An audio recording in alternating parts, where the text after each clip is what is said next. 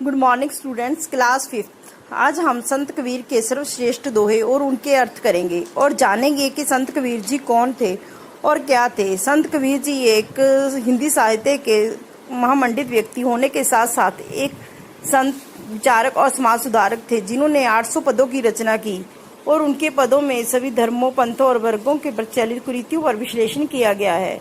और कबीर के दोहों के साथ साथ उनकी रचनाएं भी काफ़ी प्रसिद्ध हैं। कबीर जी अनपढ़ थे, लेकिन उनके जीवन से हमें वो अनुभव मिलता है जो किसी का भी जीवन बदल सकता है। आइए उनके दोहों के बारे में हम जानकारी हासिल करें।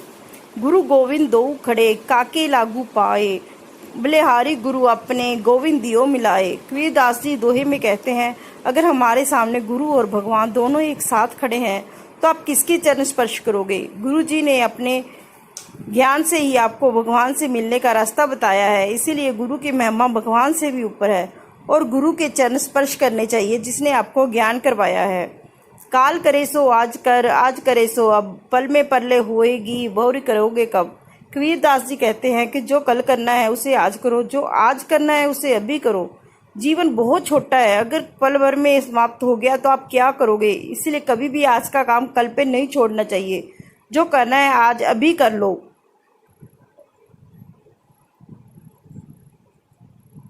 रात गवाए सोए के, दिवस गवाए खाए, हीरा जन्म अनमोल था, कोडी बदले जाए।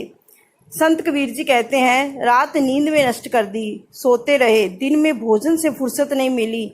जे मनुष्य जन्म हीरे के समान बहुमूल्य था, जिसे तुमने व्यर्थ कर दिया, कुछ सार्थक नहीं किया, तो जीवन का क्या मूल्य बचा?